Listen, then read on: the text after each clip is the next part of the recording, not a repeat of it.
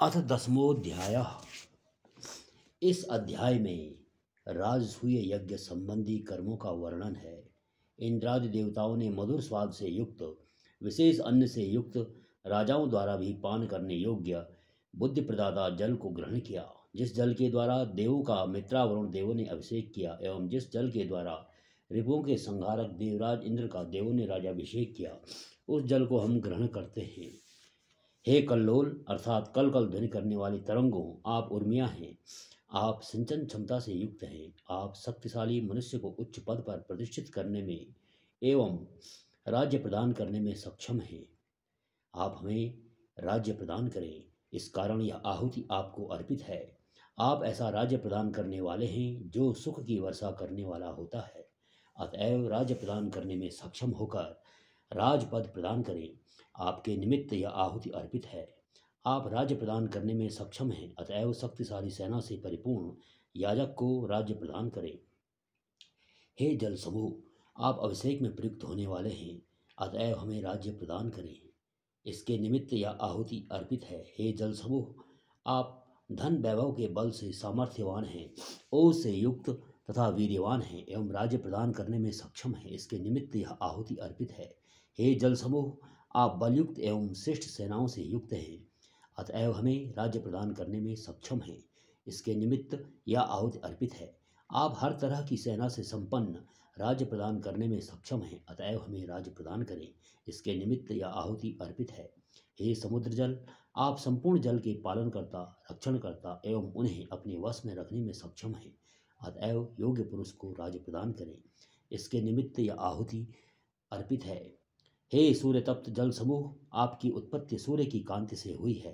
आप स्वयं दैदीप्यमान होकर सभी को तेज प्रदान करने वाले हैं। आप राज्य प्रदान करने में सक्षम हैं, हमें राज्य प्रदान करें। आप सूर्य के सदृश तेज युक्त हैं, अतएव सूर्य देव के सदृश ही हैं। आप राज्य प्रदान करने वाले हैं, अतः हमें राज्य प्रदान करें, इसके निमित्त यह आहुति अर्पित है। आप मनुष्यों को सुखपूर्वक राज्य प्रदान करने में सक्षम हैं, अतः उस सुखदाता व्यक्ति को राज्य प्रदान करें, इसके निमित्त यह आहुति समर्पित है। आप गौ आदि पशुओं के पालक एवं संरक्षक होकर राज्य प्रदान करने में सक्षम हैं, अतः संरक्षक पुरुष को राज्य प्रदान करें, इसके निमित्त यह आहुति अर्पित है। आप इच्छाओं को पूर्ण करने वाले होकर राज्य प्रदान करने में सक्षम हैं, अतः सामर्थ्यवान पुरुष को राज्य प्रदान करें, इसके निमित्त यह आहुति अर्पित है। आप महाशक्तिशाली तथा महापराक्रमी होते हुए राज्य प्रदान करने वाले हैं, इसलिए हमें राज्य प्रदान करें, इसके निमित्त यह आहुति अर्पित है।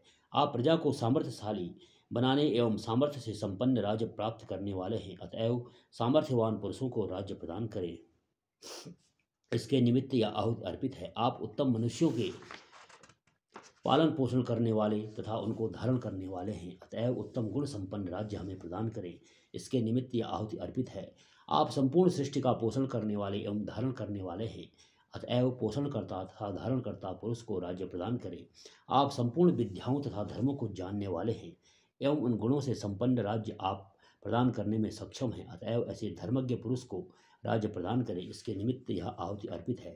हे मधुर रस वाले जल कणों, मधुरता से युक्त जल समूह के साथ महान छात्र बल वाले शक्तिशाली याजक के निमित्त अपने रसों से अभिसिंचित करते हुए राज्य प्रदान करें। हे जल कणों, असुरों से पराजित न होने वाले बल को आप इस योद्धा रक्षक में प्रतिष्ठित करते हुए इस स्थल पर स्थापित हों। हे व्याघ्र चर्म, तुम सोम की कांति हो, तुम्हारी जैसी मेरी भी कांति हो जाए। अग्नि देवता के लिए आहुति समर्पित है, सोम देवता के लिए आहुति समर्पित है, सर्व प्रेरक सविता देव के लिए आहुति समर्पित है, वाणी की देवी सरस्वती के लिए आहुति समर्पित है, पूषा देव के लिए यह आहुति समर्पित है, बृहस्पति देव के लिए यह आहुति समर्पित है, इंद्र देव के लिए आहुति समर्पित है, घोष के लिए आहुति समर्पित है, श्लोक के लिए आहुति समर्पित है, अंश के लिए आहुति समर्पित है, भग देवता के लिए आहुति समर्पित है, अरिमा के लिए आहुति समर्पित है। हे कुशद्वय, इस याग में आप दोनों विष्णु संबंधी पवित्रक हैं, आप दोनों पावन रहें। जैसे सूर्य की किरणों से जल पावन होकर ऊपर जाता है, वैसे ही हम आप दोनों को उन्नतिशील करें। हे जल के समूह, आप भ्रष्ट पाप के आचरण से रहित हैं, उत्तम वाणी के द्वारा एक दूसरे से भाई के सदृश रहें, तपोबल से राजा का पद प्रदान करने में आप सक्षम हैं, अतएव राज्य की धन संपदा हमें प्रदान करें, इसके निमित्त यह आहुति अर्पित है। अभिषेक करने के निमित्त पात्रों में स्थित यह जल प्रसन्नता प्रदान करने वाला, तेज युक्त, श्रेष्ठ कर्म करने वाला एवं पराभूत न होने वाला है। यह आवास ग्रह की भांति निवास स्थल प्रदान करने वाला, धारण करने वाला एवं माता की भांति पोषण प्रदान करने वाला है। शिशुरूप याजक सम्मान के साथ इसे प्रतिष्ठित करते हैं। हे तार्प्य वल्कल वस्त्र, आप छात्र बल के निमित्त उल्ब गर्भ को पोषित करने वाले जल तथा जरायु गर्भ की रक्षा करने वाली झिल्ली की भांति हैं। आप इसके उत्पत्ति स्थल एवं केंद्र भी हैं। धनुष की भांति आप इंद्र याजक के रिपुओं को विनष्ट करने वाले हैं। मित्रा वरुण देव, धनुष की दोनों कोटि की भांति संग रहकर रिपुओं को विनष्ट करें। आप वर्णों की भांति रिपुओं को विदीर्ण करने वाले, उन्हें प्रताड़ित करने वाले एवं आतंकित करने वाले हैं। आप बाणों अथवा वीरों की भांति इस क्षेत्र के याजक की पूर्व दिशा से, पश्चिम दिशा से, उत्तर दिशा से तथा संपूर्ण दिशाओं से सुरक्षा करें। संपूर्ण मानव समुदाय इस सूक्ष्म वातावरण की रक्षा करे। इसे ग्रह के पालनकर्ता अग्निदेव, कीर्तिमान इंद्रदेव, व्रत को धारण करने वाले मित्रा वरुण देव, सब कुछ जानने वाले पूषा देव, संपूर्ण जगत का मंगल करने वाले भूलोक एवं स्वर्गलोक सुख स्वरूप देव माता अदिति भी जाने अर्थात रक्षा करे। हे यजमान, काटने के स्वभाव वाले मनुष्य को कष्ट पहुंचाने वाले सांप आदि या यज्ञ विरोधी तत्व नष्ट हुए। आप पूर्व दिशा की ओर अग्रसर हों। गायत्री छंद, रथंतर साम, त्रिवृत स्तोम, वसंत ऋतु एवं ज्ञान रूपी धन ब्रह्म द्रविड़ आपकी सुरक्षा करें। हे यजमान, आप दक्षिण दिशा की ओर अग्रसर हों। त्रिष्टुप छंद तुम्हारी रक्षा करें। वृत साम तुम्हारी रक्षा करें। पंचदश स्तोम तुम्हारी रक्षा करें। ग्रीष्म ऋतु तुम्हारी रक्षा करें। पुरुषार्थ और धन आपकी सुरक्षा करें। हे यजमान, आप पश्चिम दिशा की ओर अग्रसर हों। जगती छंद तुम्हारी रक्षा करें। वैरूप शाम तुम्हारी रक्षा करे। सप्तदश स्तोम तुम्हारी रक्षा करे। वर्षा ऋतु तुम्हारी रक्षा करे एवं पोषणकारी धन आपकी सुरक्षा करे। हे यजमान, आप उत्तर दिशा की ओर अग्रसर हो। अनुष्टुप छंद तुम्हारी रक्षा करे। वैराज शाम तुम्हारी रक्षा करे। एकविंश स्तोम तुम्हारी रक्षा करे। शरद ऋतु तुम्हारी रक्षा करे तथा फल प्रदान करने वाली धन संपदा आपकी सुरक्षा करे। हे यजमान, आप ऊपर की ओर अग्रसर हों। पंक्ति छंद तुम्हारी रक्षा करे। साक्वर शाम तुम्हारी रक्षा करे तथा रेवत शाम तुम्हारी रक्षा करे। त्रिवर्ण तथा त्रिस नामक दोनों स्तोम तुम्हारी रक्षा करें। हेमंत तथा शिशुर दोनों ऋतुएं एवं तेजस्वी धन आपकी सुरक्षा करें। पापाचरण में लिप्त प्रवृत्तियों वाले व्यक्तियों नौचों को विनष्ट कर दिया जाए। हे व्याघ्रचर्म, तुम सोम की कांति हो, मेरी भी कांति तुम्हारी जैसी हो जाए। हे स्वर्ण, आप मेरी मृत्यु से रक्षा करें। आप उत्साह रूप ओज हैं, आप ही शारीरिक बल और अमृत हैं।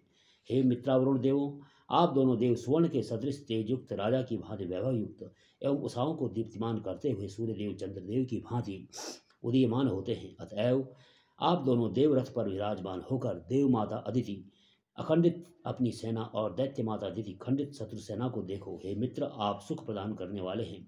हे वरुण, आप विघ्न को दूर करने वाले हैं। हे दक्षिण बाहु, तुम मित्र देवता हो। हे वाम बाहु, तुम वरुण देवता हो।